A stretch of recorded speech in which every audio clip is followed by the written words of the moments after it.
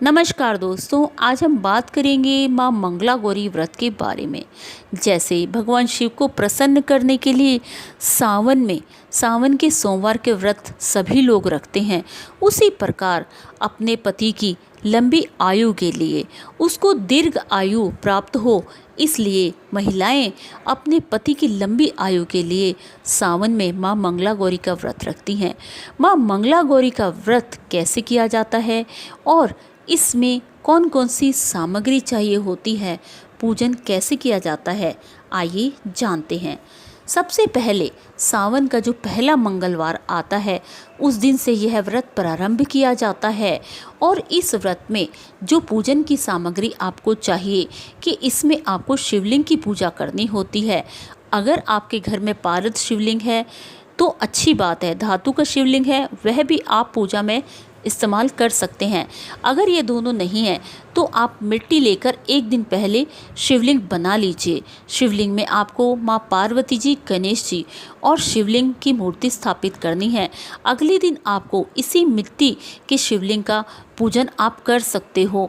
वैसे तो इस व्रत में मुख्य रूप से मिट्टी का ही शिवलिंग बताया गया है, लेकिन अगर आप लोग कहीं शहर में दूर रहते हैं जहां मिट्टी अवेलेबल नहीं है तो कोई बात नहीं, अगर आपके पास धातु का शिवलिंग है या पारद शिवलिंग है तो वो भी आप इस्तेमाल कर सकते हो। इसकी पूजा सामग्री में आपको सबसे विशेष यह ध्यान रखना है कि आप जब प्रसाद के लिए जो भी सामान लेकर आएँ वह 16 की संख्या में होना चाहिए। 16 की संख्या में अर्थात अगर आप पूजन के लिए कोई मिठाई ला रहे हैं, मेन इसमें जो प्रसाद के रूप में इस्तेमाल करेंगे आप, वह लड्डू होने चाहिए, चाहे वह बेसन के हो या बूंदी के लड्डू हो, उनकी संख्या 16 होनी चाहिए। साथ में जो आप माँ पार्वती जी को प्रसन्न करने के लिए जब आप कथा पूजन करेंगे तो आपको आटे का दीपक बनाना है, उसके 4 कोने निकालने हैं और उसमें 16 तंतुओं की बत्ती आपको बनानी है और उसमें घी भरकर आपको उस दीपक को प्रज्वलित कर कर आपको शिवलिंग की पूजा आराधना व कथा करनी है। और माँ पार्वती जी को आप सुहाग का सामान भी समर्पित कर सकते हैं। माँ मंगला गौरी को लाल चुनरी भी चढ़ा सकते हैं। पूजन के समय आपको विशेष ध्यान रखना है, जिस दिन आप व्रत रखें उस दिन काला या नीला वस्त्र ना पहने, क्योंकि काला और नीले वस्त्र का सौभाग्य के लिए मना किया गया है। जिस दिन हम सौभाग्य के लिए व्रत रखती हैं स्त्रियां, उस दिन उन्हें यह वस्त्र नहीं धारण करने चाहिए, क्योंकि माता रानी को लाल, गुलाबी व पीला अति प्रिय है, इसलिए इन्हीं रंग के वस्त्र आपको धारण करने हैं। जब आप माँ की पूजा आराधना करने बैठते हैं तो आप स्वच्छ वस्त्र पहनकर, नहा धोकर और गंगा जल का छींटा संपूर्ण अपने मंदिर या कमरे में लगा के बैठिए। बार बार आपको उठना नहीं है। एक बार जब आप पूजन करने बैठ जाते हैं तो पूजन करने के बाद ही आपको उठना है। इसमें आपको विशेष ध्यान रखना है कि जब आप पूजन करें तो सबसे पहले आपको गणेश जी का पूजन करना है और गणेश जी का पूजन करने के साथ आपको माँ पार्वती जी के सामने प्रथम मंगलवार जिस दिन से आप व्रत प्रारंभ कर रही हैं, आपको संकल्प लेना है कि हे माता, मैं अपने पति की लंबी आयु के लिए, अपने पुत्र की लंबी आयु के लिए यह व्रत प्रारंभ कर रही हूँ और यह व्रत मैं आपके 5 वर्षों तक करके उसका उद्यापन करूँगी। वह संकल्प आपको माता रानी के पास छोड़ देना है। अब यह संकल्प आपका 5 वर्षों के बाद जब आप उद्यापन करेंगी तब पूर्ण होगा। उद्यापन में आपको हर चीज़, जो भी आप सुहाग के लिए स्त्रियों को जब आप भोजन कराएंगी, इसमें 16 स्त्रियों का होना ज़रूरी है और उन 16 स्त्रियों को आपको सुहाग का संपूर्ण सामान दान में अवश्य देना चाहिए। यथाशक्ति दक्षिणा व वस्त्र भी देने चाहिए। और माँ पार्वती जी और भगवान शिव के रूप में पंडित व पति पत्नी, अगर आपको कोई जोड़ा मिलता है, उनको भोजन अवश्य करवाइए और उन्हें भी यथाशक्ति दक्षिणा व वस्त्रों का दान कीजिए। इस प्रकार जब आप यह सब पूजन कर लें, यह उद्यापन में पूजन, इसमें 16 का विशेष महत्व माना गया है। यह जानकारी आपको जब आप कथा सुनेंगे उसमें ज्ञात हो जाएगी कि इसमें 16 का महत्व क्यों दिया गया है।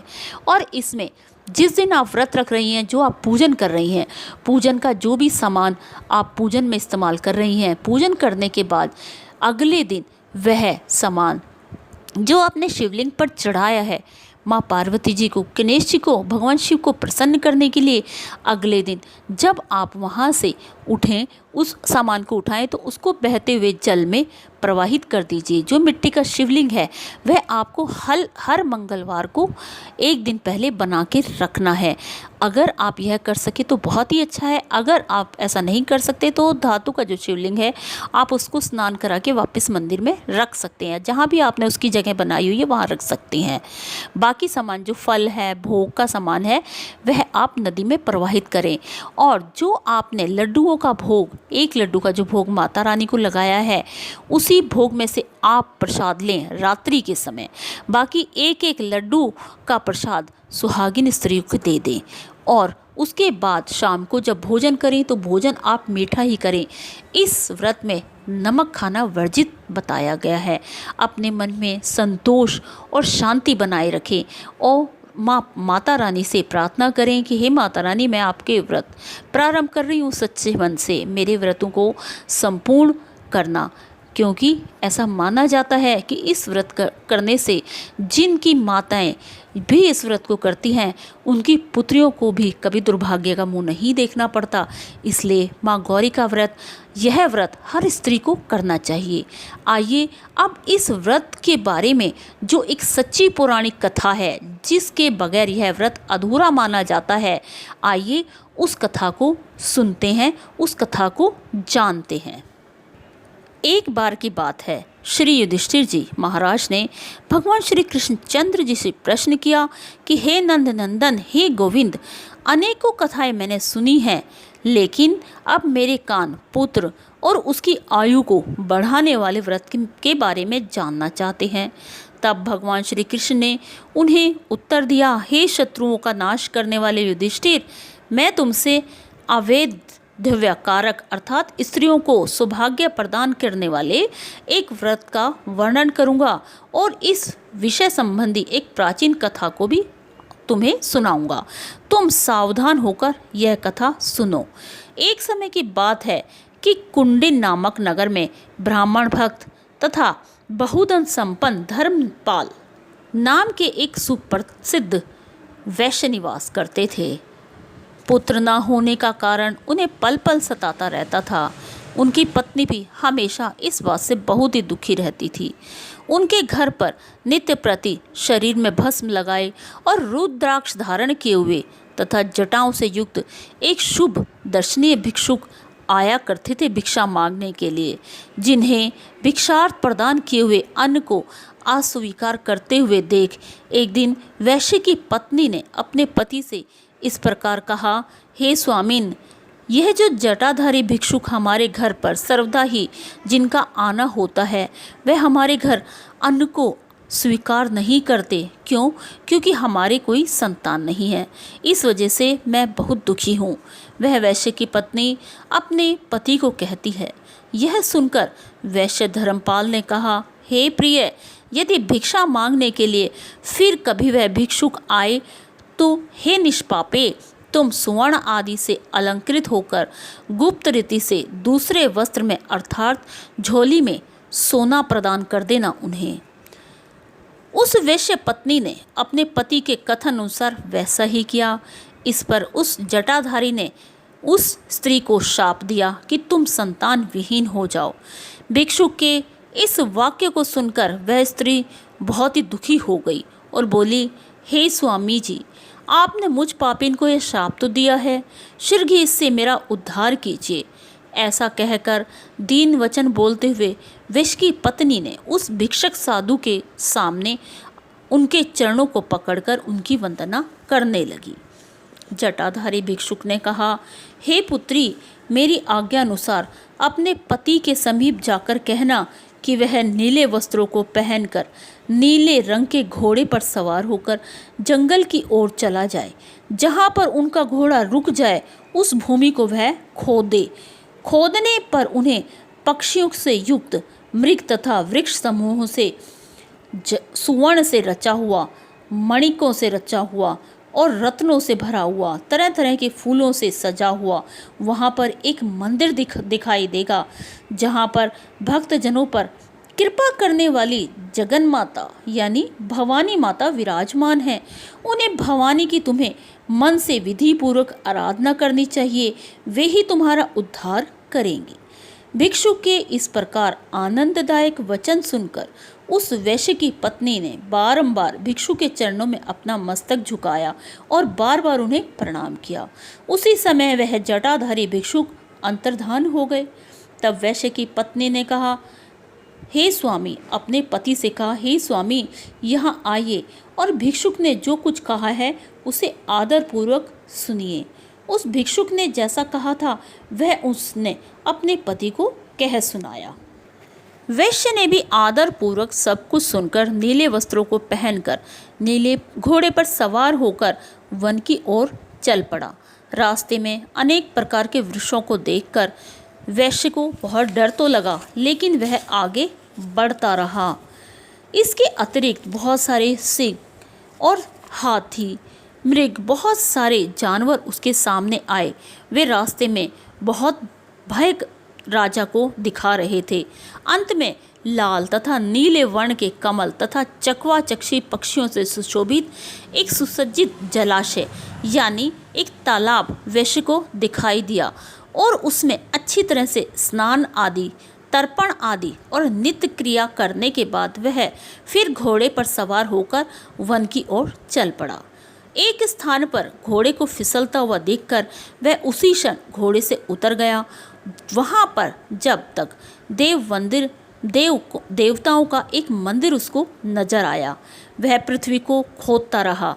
कुछ काल के बाद उनका मन बहुत ही प्रसन्न हो गया। उसे वहाँ पर एक मंदिर दिखाई देने लगा। वह देवालय चारों ओर से मोती, माणिक इत्यादि से अनेक रत्नों से सुशोभित था।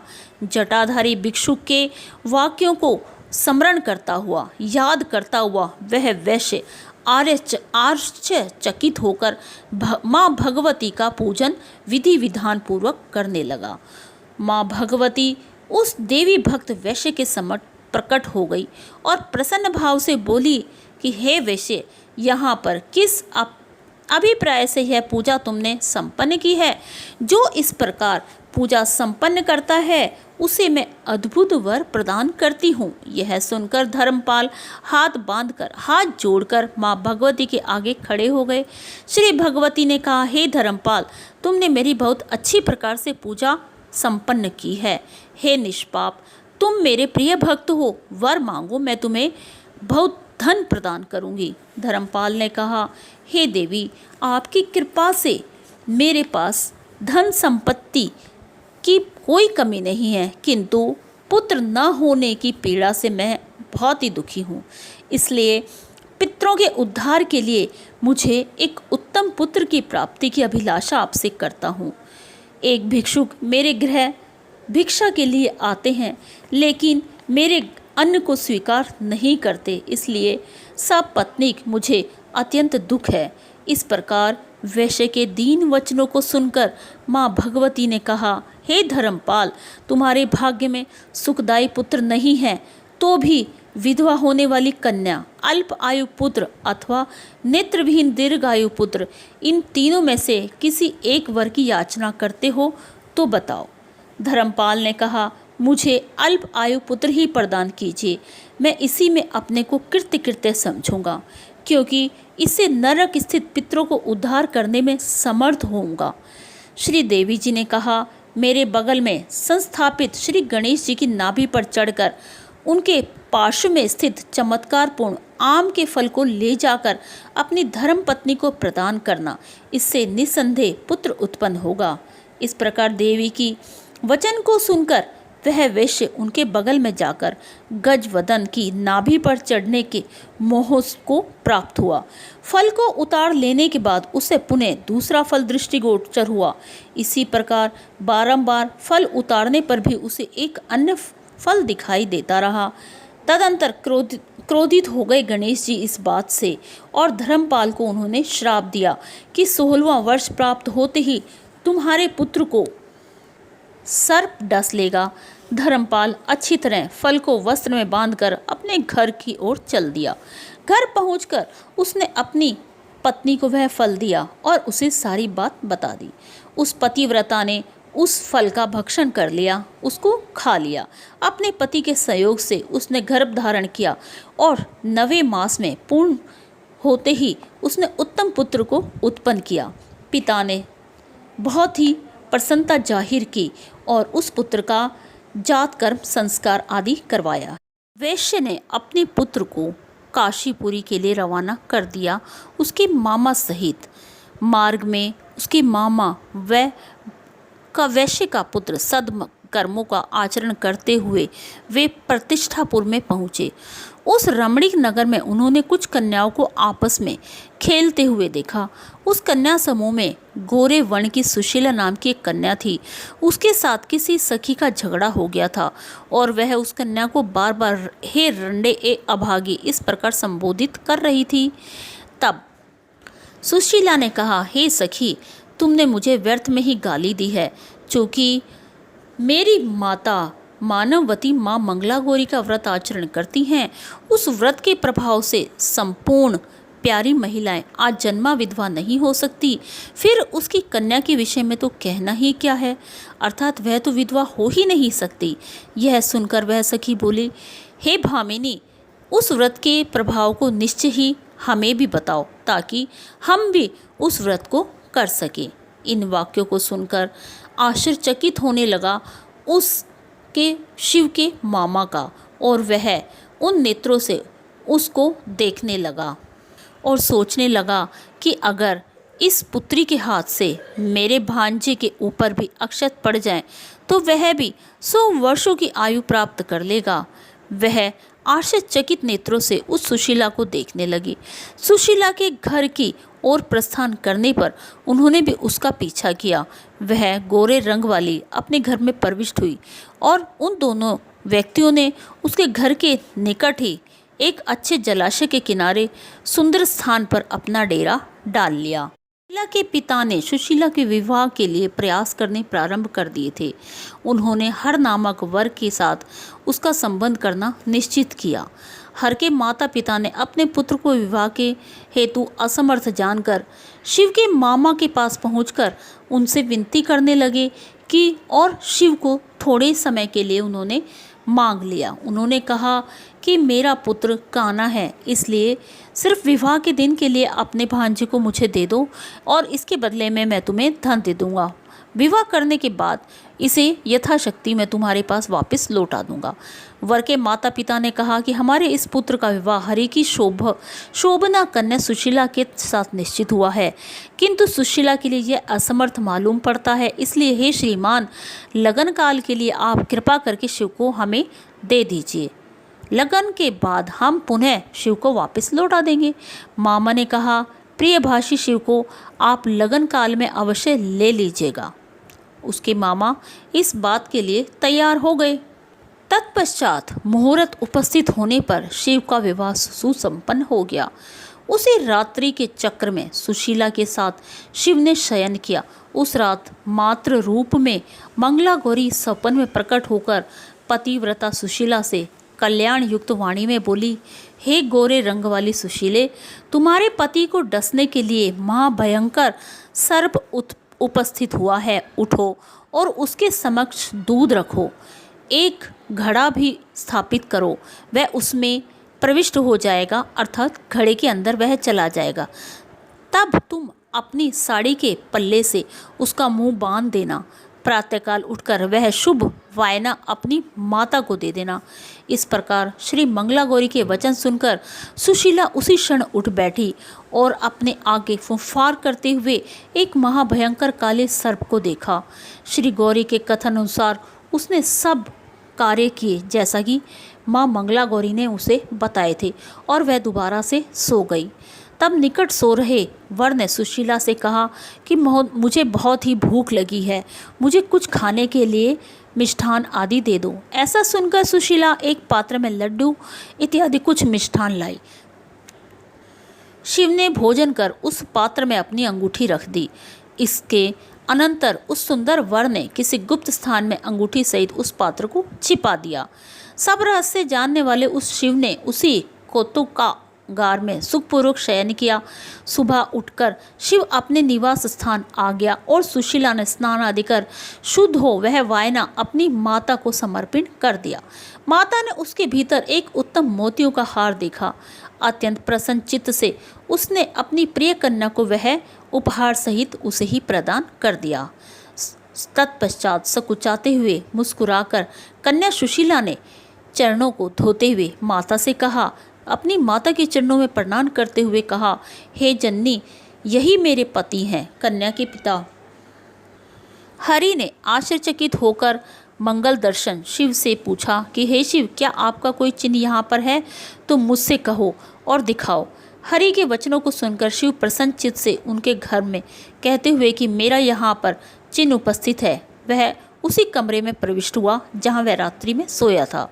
उस पात्र को जिसमें मिष्ठान भोजन किया था आदर पूर्वक उसे वहाँ से निकाला और सुशीला के पिता के सम्मुख पेश कर दिया। सुशीला के पिता ने उस पात्र को देखकर कन्या सुशीला को शिव को ही समर्पित कर दिया। इसके अतिरिक्त बहुत सारे धन आदि उसको प्रदान किया।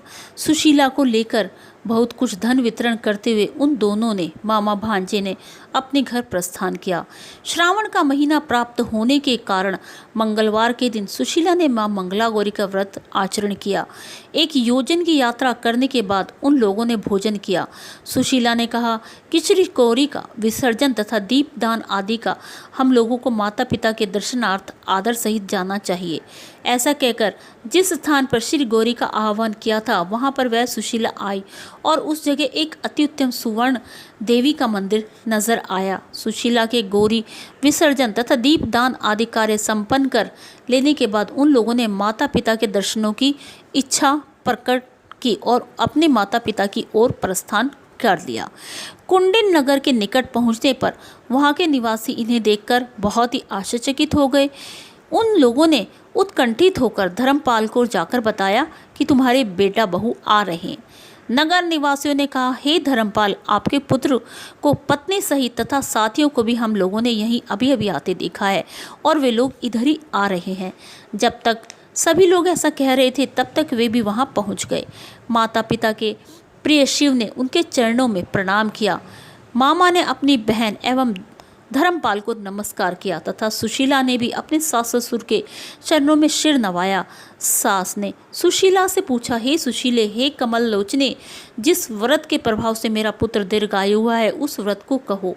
सुशीला ने कहा, हे सास जी, मैं तो व्रत को नहीं जानती, किंतु अपनी माता मानवती, पिता हरि, ससुर धर्मपाल तथा आप सास जी को जानती हूँ तथा मंगला गौरी एवं अपने स्वामी को जानती हूँ। ऐसा कहकर सुशीला ने अपने हृदय में आनंद का अनुभव किया। कृष्ण जी ने कहा, हे धर्मराज युधिष्ठिर, इस कारण स्त्रियों को यह व्रत सदैव करना चाहिए। युधिष्ठिर जी बोले, हे कृष्ण, व्रत का फल मैंने सुना, अब आप इसकी विधि पूर्वक इस व्रत को करने के लिए सभी लोगों को जागरूक कीजिए।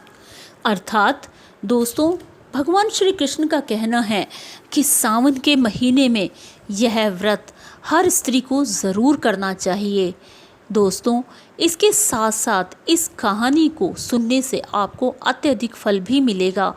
अगर आपको आज की यह वीडियो अच्छी लगी तो इसे लाइक कीजिए और शेयर कीजिए, क्योंकि भगवान की कथा शेयर करने से आपको भी उसका पुण्य फल प्राप्त होगा और सुनने से भी उसका लाभ मिलेगा। अगर आप सावन के मंगलवार के व्रत ना करें तो इस कथा को ज़रूर सुनिए।